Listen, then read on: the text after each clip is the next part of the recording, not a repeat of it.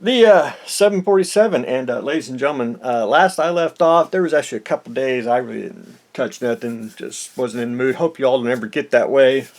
Should always be steady at it, but there was a couple days where just not in the mood. But I did get most of it sanded, and I gotta say this. This is a brittle kit, and when I say brittle, it was white at one time, and you notice it's starting to change color.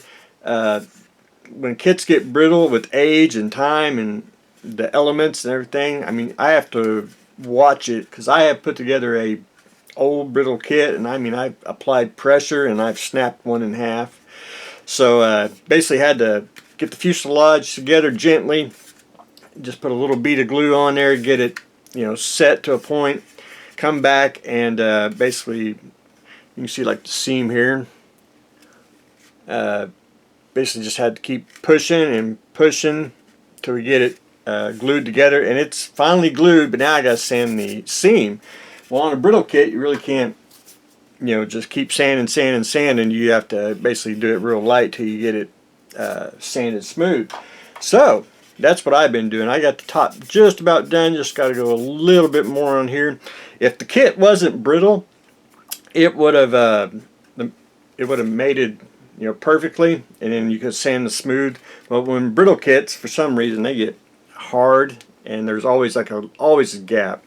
And Revell's 72nd scale shuttle is one I know extremely well about a brittle kit. I've snapped that a few times. But anyway, that's where I am on the 747. Is I gotta get the fuselage sanded down, and then once I get that and primered up, I'll put the glass in the photo etch frame, and then we can start painting. Like my little makeshift, that's pretty slick. I didn't think that would hold it, but it does.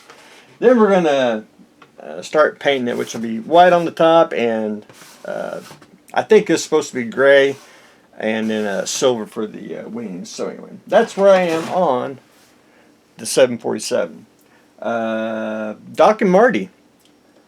Again, I didn't get a whole lot done. I tried to start painting his shoes, and I just wasn't in the mood. So you got to be in the mood to paint. But I did get his eyeballs in on Marty and Doc here. And again, what I do is I take Mr. Toothpick and good old Mr. Hobby Knife, and I actually sharpen it down to a point and basically dip it in paint and do the eyeball itself with the toothpick. And then again, I'll trim that down a little bit more on the toothpick and put the black iris on there. And then I always put like a little bit of a white dot just in the eye, just to give it the, a little more character. But again, probably hard to see. You might be able to see them, might not. But that's what I've did get their eyeballs in. Started getting the shoes. I gotta finished painting the shoes, and now I'm almost to the point where I've started doing the little details. Got to do the radiation symbol in the back, but I'm gonna have to I'm gonna start, I want to say, shading, which I've done on the face. It's very, very faint. Again, I start building up from, I go from basically dark, medium, light, doing the shadows on the cheeks, the nose, the brow, if you can see that, hopefully on their little faces. And that's the way I paint figures. And again, right or wrong, again, I preach style, and I think they look pretty darn slick. So we're going to start blending the more on the faces, and then I'm going to start I want to say dry brushing on the clothing, just to make them look pretty darn slick. But anyway, that's what I've got going on today. We are painting Doc and Marty, getting the brittle 747 sanded, and man, after this is done, I really don't know what to do after that.